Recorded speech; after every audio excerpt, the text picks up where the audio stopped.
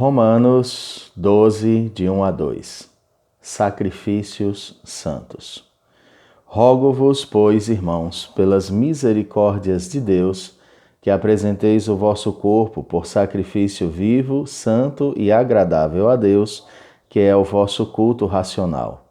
E não vos conformeis com este século, mas transformai-vos pela renovação da vossa mente, para que experimenteis qual seja a boa, agradável e perfeita vontade de Deus.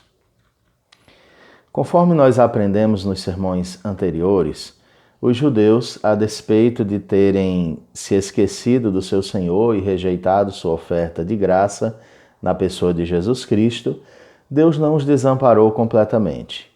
Mas assim como foi nos tempos do profeta Elias, tempos de grande apostasia, Deus não deixou de preservar um remanescente, uma semente santa, por meio da qual revitalizaria a nação. Paulo utiliza este fato para ilustrar que Deus, em seus dias, também preservou um remanescente a despeito de toda a incredulidade do seu povo. Vimos que o Senhor permaneceu fiel à aliança com Israel e que no devido tempo irá reerguer um povo espiritual dentre os judeus. Nós também aprendemos que por causa da incredulidade e rejeição a Jesus, Deus estendeu sua graça aos gentios e que esta graça estava eternamente decretada por Deus. Paulo ainda destacou nesta carta aos Romanos que a rejeição dos judeus trouxe luz sobre o caráter de Deus. Nós vislumbramos sua severidade para com os que o rejeitaram e também sua bondade para com os que se voltaram para ele em resposta à mensagem do Evangelho.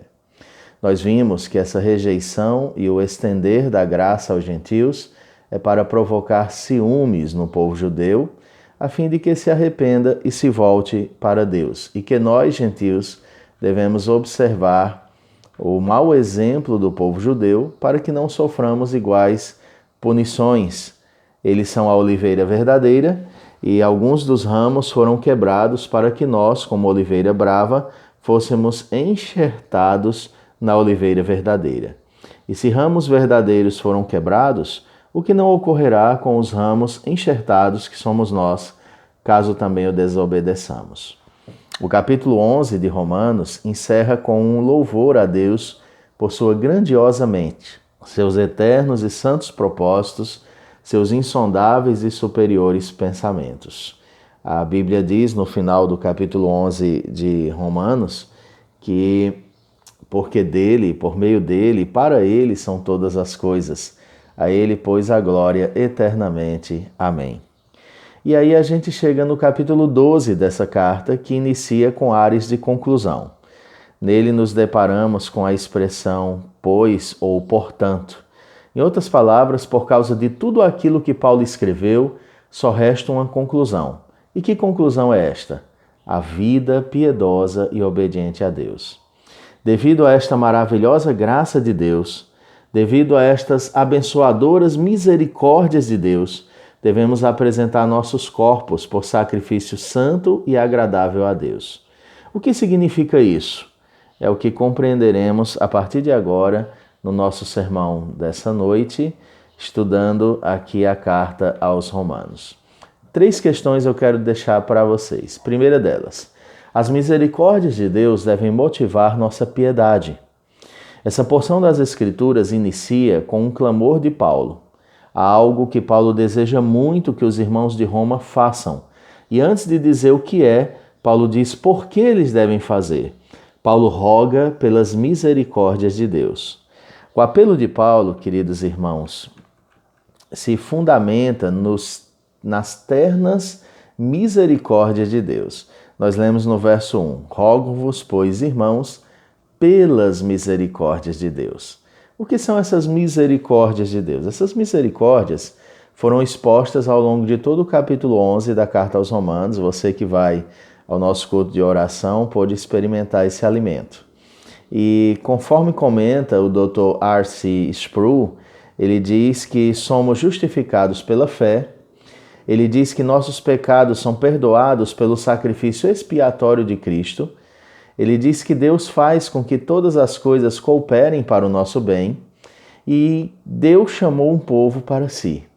Tudo o que Paulo expôs ao longo da seção doutrinal da epístola, que são os capítulos de 1 a 11, aponta para as grandiosas misericórdias de Deus. As misericórdias de Deus levam-nos ao pois dessa carta aqui. Tudo, queridos irmãos, que nós recebemos de Deus veio de sua parte como ato de profunda misericórdia por nós. Ai de nós se não fosse a misericórdia de Deus, pois éramos desprovidos de todo e qualquer merecimento, de toda e qualquer virtude. Deus nos estendeu sua graça, movido por sua grande e soberana misericórdia. Você foi alcançado pela misericórdia de Deus e você deve se alegrar muito com isso, porque você foi objeto dessa tão grande misericórdia. E essa misericórdia deveria ser suficiente para nos motivar a uma vida piedosa. Mas o que é essa vida piedosa que Paulo fala? E aí vem a segunda questão que eu quero trazer para você. A nossa piedade envolve o culto racional. Paulo vai dizer que por causa da misericórdia de Deus, apresenteis o vosso corpo por sacrifício vivo, santo e agradável a Deus, que é o vosso culto racional. E aí nós temos aqui a figura do culto no Antigo Testamento. Deus era servido por meio do sacrifício de animais. Estes deveriam ser sacrifícios perfeitos. Os animais não poderiam ter defeitos. Deveriam ser vivos, santos e agradáveis a Deus. Desde que houve a queda, o culto a Deus envolveu sacrifícios. Vemos isso na família de Adão e Eva, por exemplo. Seus filhos cultuavam a Deus por meio de oferendas de frutas e animais. Paulo traz isso para os gentios, dizendo que eles necessitam oferecer a si mesmos como sacrifício vivo, santo e agradável a Deus. Paulo chama esse sacrifício de culto racional a Deus, ou seja, deveriam oferecer a si mesmos de todo o coração. No Antigo Testamento, nosso Deus rejeitava o culto sem sinceridade, o culto que não vinha do coração. O Senhor aborrecia os ajuntamentos falsos. Em Amós 5,21 diz: aborreço, desprezo as vossas festas e com as vossas assembleias solenes não tenho nenhum prazer. Jesus detestava a hipocrisia. Mateus 15, de 7 a 9 diz: hipócritas, bem profetizou Isaías a vosso respeito, dizendo: este povo honra-me com os lábios, mas o seu coração está longe de mim, e em vão me adoram, ensinando doutrinas que são preceitos de homens. Deus não deseja de nós, queridos irmãos, apenas o nosso serviço, que esse serviço seja excelente, mas que essa excelência brote do mais íntimo do nosso coração. O nosso culto precisa ser racional. Em terceiro e último lugar, essa vida piedosa envolve inconformar-se e reamoldar-se. Olha que palavras aí diferentes, né? Esse culto racional precisa envolver santidade. E santidade se relaciona com despir-se de velhas coisas e vestir-se do novo que se renova. Lemos no verso 2: e não vos conformeis com este século, mas transformai-vos pela renovação da vossa mente, para que experimenteis qual seja a boa, agradável e perfeita vontade de Deus.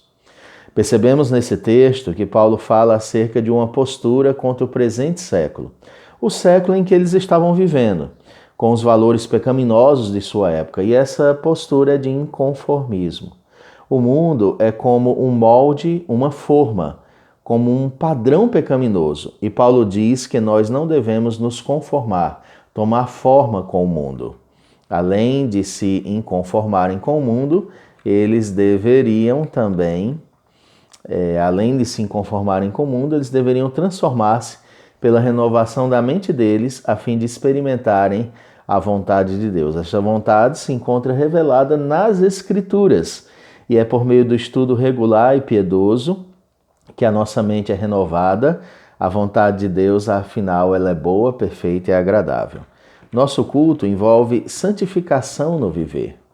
Queridos, nós fomos alcançados pelas misericórdias de Deus para nos oferecermos a Ele em uma vida verdadeiramente piedosa que se renova pela palavra de Deus.